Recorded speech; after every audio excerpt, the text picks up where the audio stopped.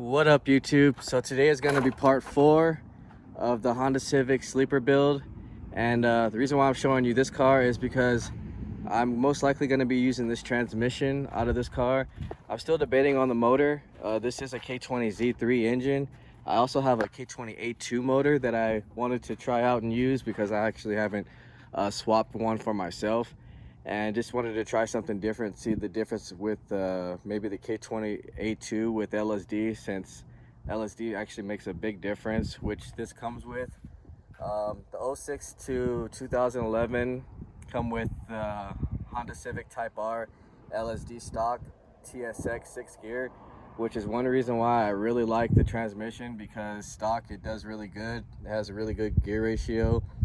I believe it's got a 4.7 final drive, and overall with the 6 gear TSX gearing, it actually is really good on the freeway and for daily driving. So if you can get this transmission, it's really good to get, but it is kind of expensive to drop in. The RSX shift linkage does not work on here, so it actually shifts opposite. A couple other things about the Z3 that people don't realize is that it doesn't come with a throttle body or a throttle cable. It's all drive-by throttle. So as you can see, it's just electrical. So when you do swap these over, you can also go check out my K20 Z3 Coupe to see everything I actually did. But you got to swap out this throttle body for an RSX one, or you can use an Accord. Accord actually bolts right on, since K24s and the K20 Z3 are very similar in some of the stuff that they have. Like for instance, like the water housing. The reason why the RBC manifold actually bolts right up to a K24 A2 or JDM is because, like I said, they're very similar. The A2 heads are a little different. The ports are separated right here, so that's the reason why people have to cut the RBC manifold to put on the A2 or Z1 head. So that's a main difference. Other than that, you can use the stock pulley, which is cool because these don't come with power steering. They're electronic power steering. So it's already basically deleted. All you have to do is just get a different belt, which would be like a 50.5-inch belt for K20, and then 52, I believe, for K24. Other than that, I basically just picked up this whole car complete. As you can see, it's crashed. When I got this car from the auction, it was no start or anything, and I most likely like to get them like that because you can get them a little bit cheaper. Most people won't bid on them, but usually when they're hit on this side, what happens is the battery usually gets disconnected, and they usually just claim it as a no start car. So it's just easier for me to bid on, and I know what I'm usually getting into. All this stuff right here usually protects the engine and everything.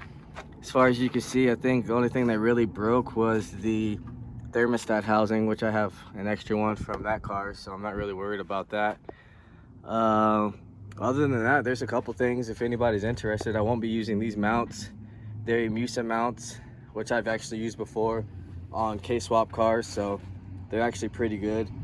I'm not sure if this actually has Honda. Other than that, I think the car was actually pretty stock. So let me go around, show you guys what it has. If anybody is interested in anything besides the swap right now, just let me know. Got some interior. I do have another coupe with a lot cleaner interior, so if you are looking for anything, still got gauge clusters. Seats kind of worn out right here, but I mean, they're not ripped really.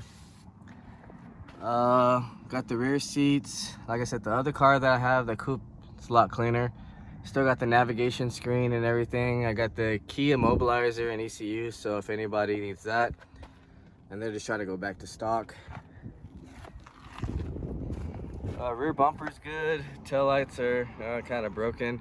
I do have some other ones if you need tail lights. Rear bumper's decent.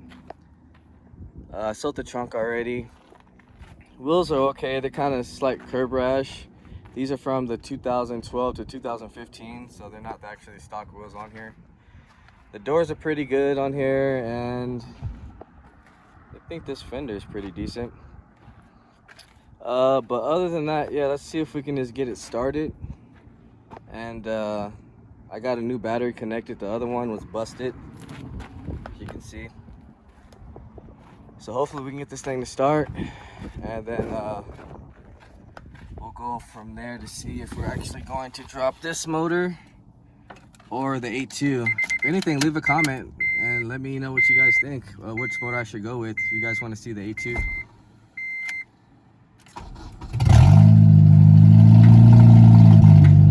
And so it starts right up, and it died. Probably because it doesn't have the mass airflow sensor on here from the intake. But it's just good to know. I knew the car was good. I mean, obviously it was running when it got into the car accident, so everything's good as far as that. But yeah, like I said, don't be afraid to buy crash cars, but if you do, try to get them as best as you can away from the engine. So like I said, this one was hit right here, so motor and tranny were all protected. This beam took a really good hit, so they're really strong for front end accidents. So other than that, yeah, like I said, let me know if I do decide to go with the A2, which I might, just because, like I said, I want to do something different. This motor will be for sale if you need a replacement engine, or if you want to buy the RBC manifold, but I'd like to sell the engine first before I sell the intake manifold. I also have the stock exhaust. I have the stock intake that I won't be using. Other than that, I have some extra parts. I have extra AC pumps, even though it's starting to get colder now, but some people still might want it.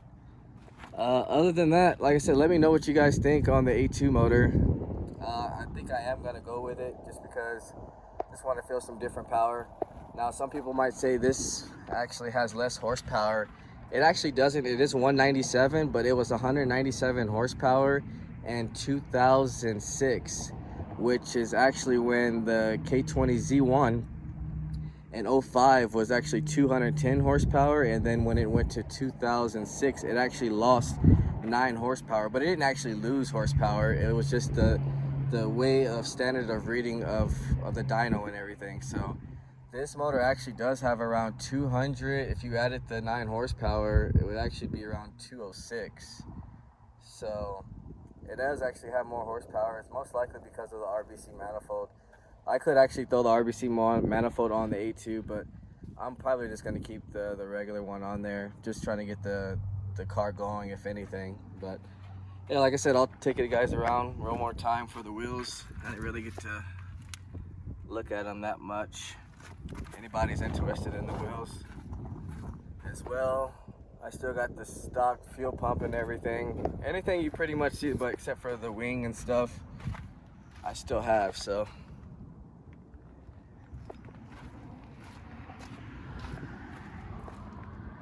yeah, so just hit me up. You can either text me on messaging, or you can hit me up on my email, which is honda.mike1988@gmail.com. And stay tuned, guys. The sleeper build will be coming back up. Hopefully next build I'll have the motor and tranny together and get ready to drop it in, so we can start getting that car going for the track as well. Also, the hatch, I'm having some electrical issues, so I haven't filmed on that lately, but we'll get back to that soon as well. Other than that, if you haven't liked, share, subscribe, comment, let me know what you guys think, and see you guys next time.